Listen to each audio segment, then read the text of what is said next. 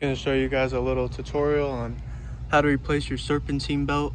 Mine decided to rip itself in half and start melting on my headers and everything last night on the side of the highway, so that was fun. But all that to the side, all you're going to need really is a 3/8 breaker bar, kind of like this.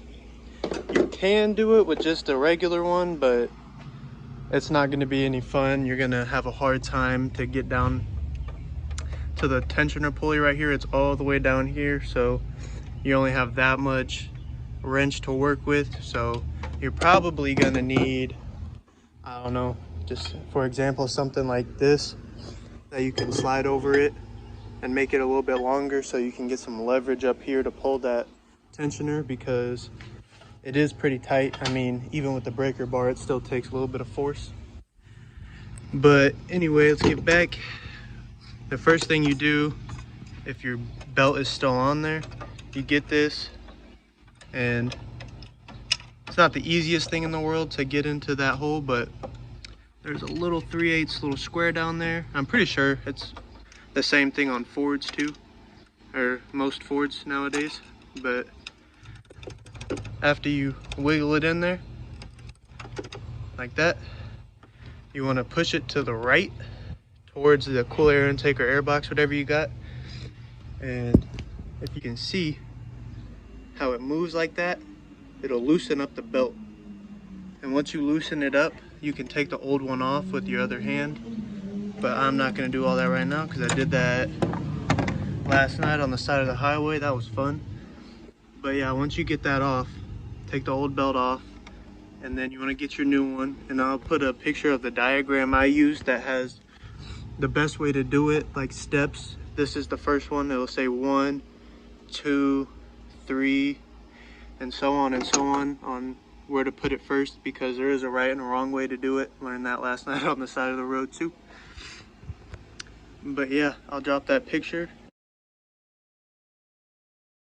And pretty much all you do is you just follow that diagram from, I'm pretty sure this was 1, that down there, that pulley was 2, this one right here was 3, and then you come from that pulley, you can see the belt, you come up and around the tensioner, you have to go behind, and then you go all the way to the alternator, and from the alternator you go under this one right here, then you go over this top one, and then once you do that, once you get back to this one, you already have this one hooked up. And what I found was easiest, it doesn't really explain it in the diagram, but kind of skip the alternator pulley right there and just leave a little bit of a loop right here, so that way you can put it on once you get everything else hooked up and you put your wrench in the tensioner.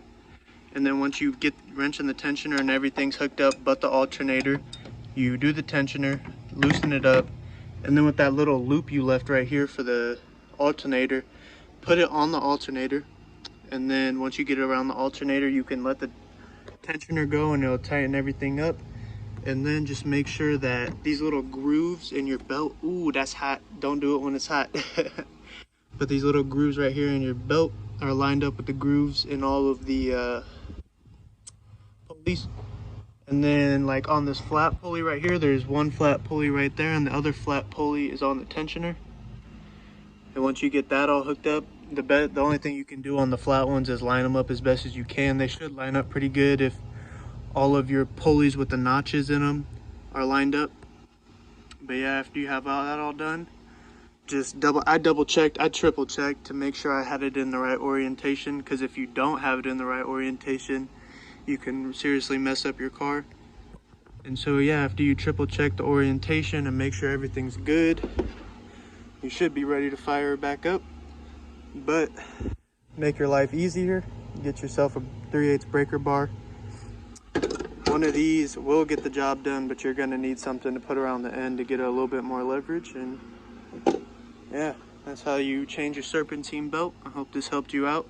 I was looking last night on YouTube for some videos on trying to help me on the side of the road, but I couldn't really find any, so I decided I'll make one of my own, and hopefully it helped you guys out. But yeah, it's not that hard. If you can't get to the dealership, you can do it yourself.